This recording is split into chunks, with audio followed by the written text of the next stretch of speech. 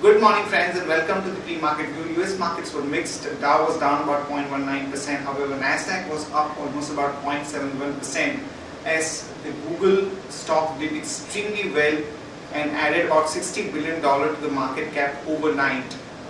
The European markets were mixed except CAC. Most of the other markets were down anywhere from 0.1 to almost about 0.3%.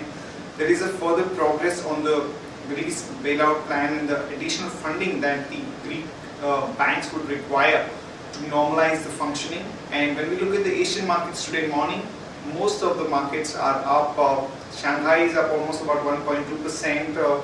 Hang Seng is up almost about 0.4% and Nikkei is up 0.25%. SDX Nifty is suggesting it's going to open up about 10 odd points. In terms of flows, FIs were net bias in the cash market to the tune of about 650 crore. The domestic institutions were sellers to the tune of about 195 crore, and in the index futures, the FIs were biased to the tune of about 215 crore.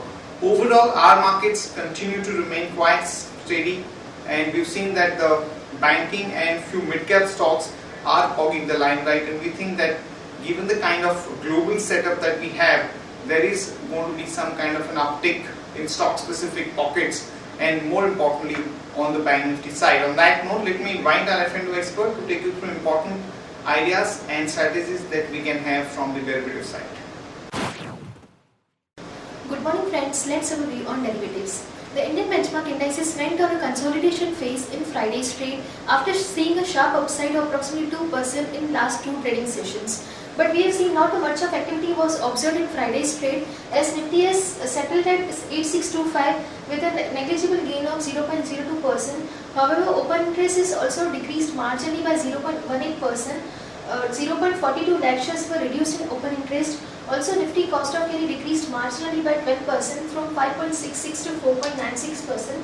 Along with Nifty futures premium decreased marginally from 18 points to 15 odd levels. On the options front, PCR is increased sharply by 3% from 1.19 to 1.22. We have seen that put option has seen good build-up in Friday's trade. We have seen that put option has added approximately 27 lakh shares in open interest, whereas call option has added approximately 7 lakh shares in open interest. We have seen a sharp upside in PCR. PCR now stands at 1.22. We can see a minor selling pressure at higher levels, but overall trend remains positive. India VIX was up by 0.14% and finally settled at 14.80 level.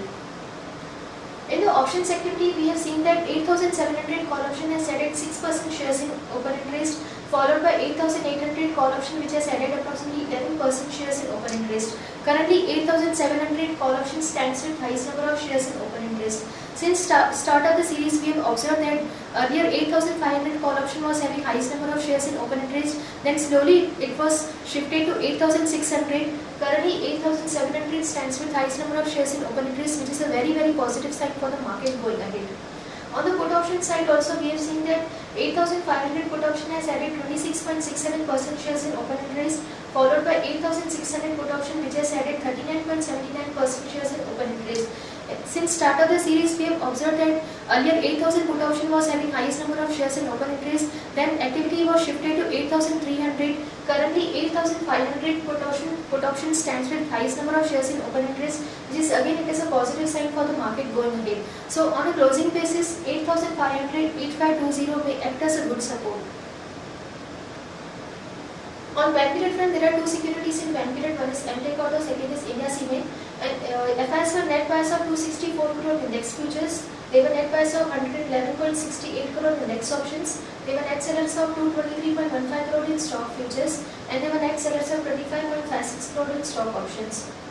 A 5-day CVM stands at 8550, lower range would be 8550 and high range would be 8706, which is our monthly straddle break-even point on higher side. If Nifty is able to sustain above this level, 8706 level, we can see more upside in the market. Currently Singapore Nifty is up by 8.50 points, which is at 8640.50. We may see a marginal flattish to positive start in Nifty futures today. That's it from derivatives. Thank you.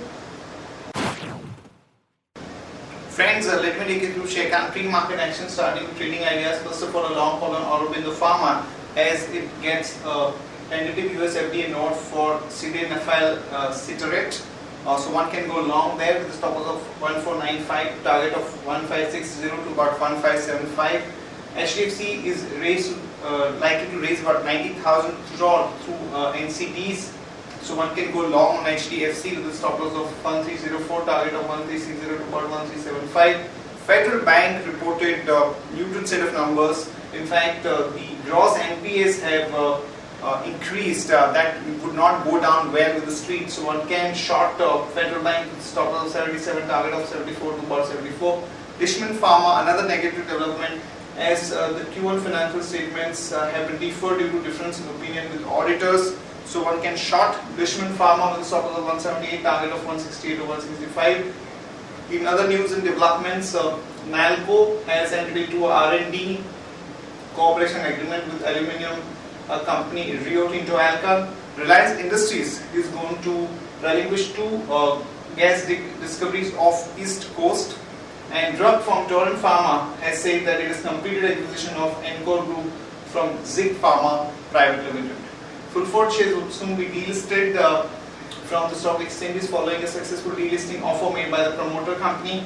Orient Green Power has said that it would divest about 26% of the equity shares in its wholly owned subsidiary Gayatri Green Power Private Limited. Life insurance market has grown by about 20% in the first quarter. Tata Group has offered to buy out Japanese company entity Docomo's 26.5% stake in the loss-making company Tata Teleservices for about 23.34 per share. And Jagran board is going to consider merger of Subi Info Management on July 27th.